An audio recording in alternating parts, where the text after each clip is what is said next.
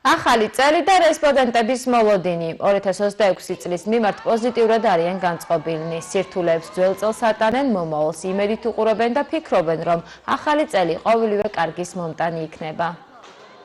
მოლოდინები მაქვს სასიამოვნო, იმიტომ რომ ყოველთვის უნდა იყო განწყობილი დადებითად. და სამყაროც მოგისმენს და პოზიტიური ფიქრებიდან ისევ პოზიტივი მე ესე მჯერა.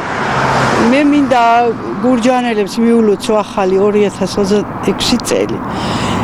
იყოს ეს წელი მშვიდობის, ბედნიერების, სიხარულის, გამრავლების, ყველას ულოცავ მთელი გულით და მინდა რომ იყოს ძალიან ბედნიერები, გქონდეთ წარმატებები, იყავით სულ გახარებული აი სამყაროსგან გქონდეთ ყველანაირი სიკეთე, რაც კი შეიძლება რომ ადამიანს გქონდეს ცხოვრებაში.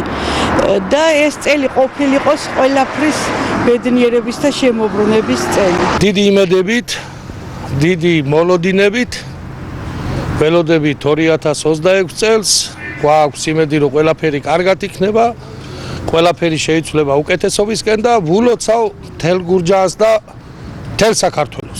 ვისურვებდი რომ ყველა ომი დამთავრებული იყოს დედამიწაზე, საქართველოში ყოფილიყოს კეთილდღეობა, ფასები განახევრებული იყოს, ხალხი დადიოდეს ქუჩაში ღიმილით და ყველას უყვარდეს ერთმანეთი და სიკეთე და სიხარული იღვრებოდეს.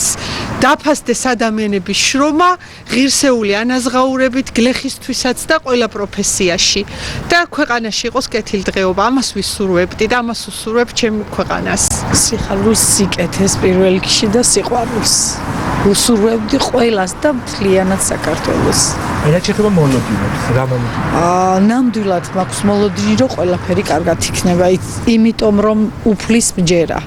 პირველ რიგში უფლის მჯერა და ყველაფერი კარგად იქნება. ბედნიერებას, სიხარულს, ყველაფერს საუკეთესოს. მართლა დიდი იმედით და სიხარულით ხვდები წლევანდელ 2026.